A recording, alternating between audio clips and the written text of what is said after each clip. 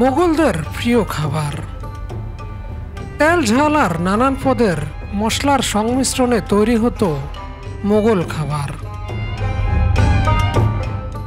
মোগলদের সেই প্রিয় খাবারের বেশ কিছু আইটেমের দেখা মিলবে 400 বছরের পুরনো এই ইফতারি বাজারে।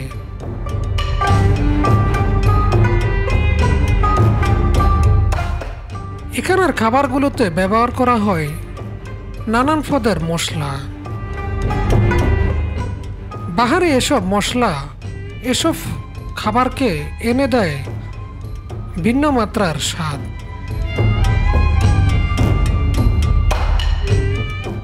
বলছিলাম চকবাজারের 400 বছরের পুরনো ইফতারি বাজারের কথা।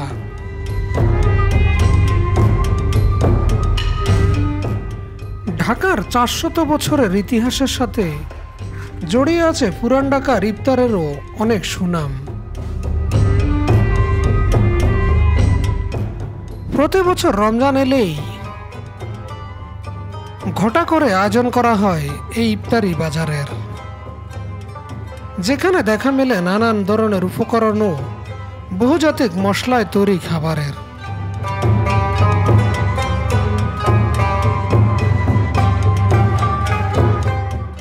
রাজকীয় এসব খাবার কিনতে ঢাকার নানা প্রান্ত থেকে নানান ধরনের মানুষ ছুটে আসে এই ইফতারি বাজারে।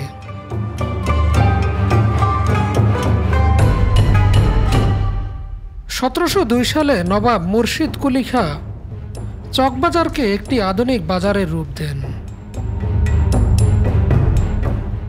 সেই তখন থেকেই প্রতি রমজানে এখানে বসে মুখরোচক ইফতারির ভাসমান বাজার।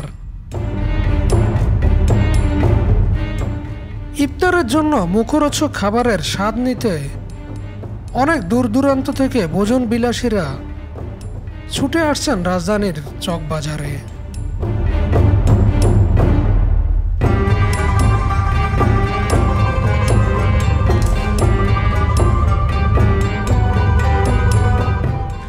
এখানকার বাজারে ছোলা আলুর চপ, পেঁয়াজু ছাড়াও নানান পদের ব্যতিক্রমে সব খাবারের আয়োজন করা হয়।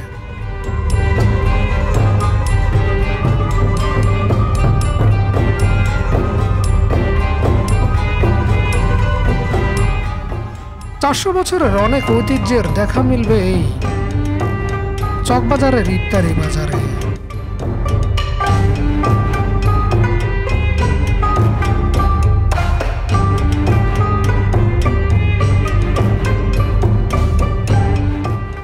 এখানে দেখা মিলবে লাবাং, নুরানি লাচ্ছি, পনির, পেস্তা বাদামের শরবত, কাশ্মীরি লাচ্ছি, এছাড়াও মাঠা।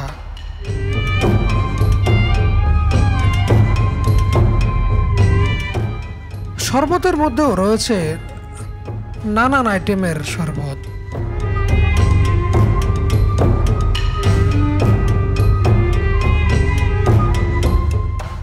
যুগ যুগ ধরে এসব খাবার মোগলদের অনেক স্মৃতি ধরে রেখেছে।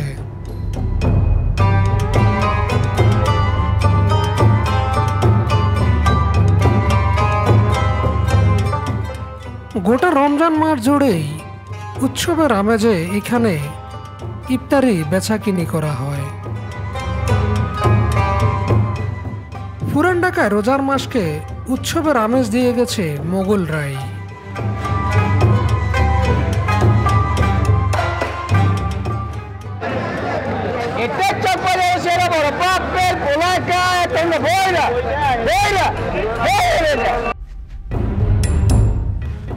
পবিত্র রমজানকে স্বাগত জানানো থেকে শুরু করে ইফতারির আইটেমে বিভিন্ন স্বাদের বৈচিত্র্যময় খাবার দিয়ে ভরিয়ে তোলার রেওয়াজটা ওই মোগলদের হাত ধরেই।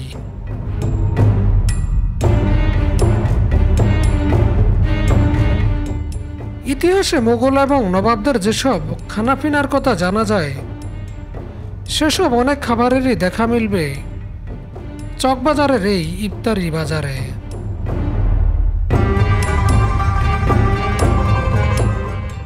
হরেক পদের কাবাবের দেখা মিলবে পুরান ঢাকার এই ইফতারি বাজারে।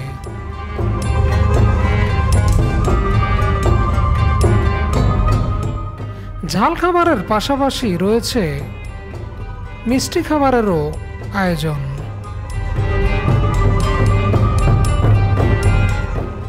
এখানে দেখা মিলবে 1.5 থেকে 2 কেজি ওজনের জিলাপির। এগুলোর নাম শাহী জিলাপি।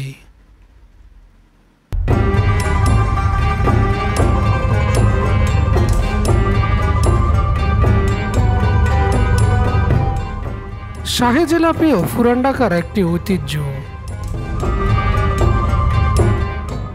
ঢাকার নবাব আমল থেকেই এই শাহী জিলাপি চলে এসেছে।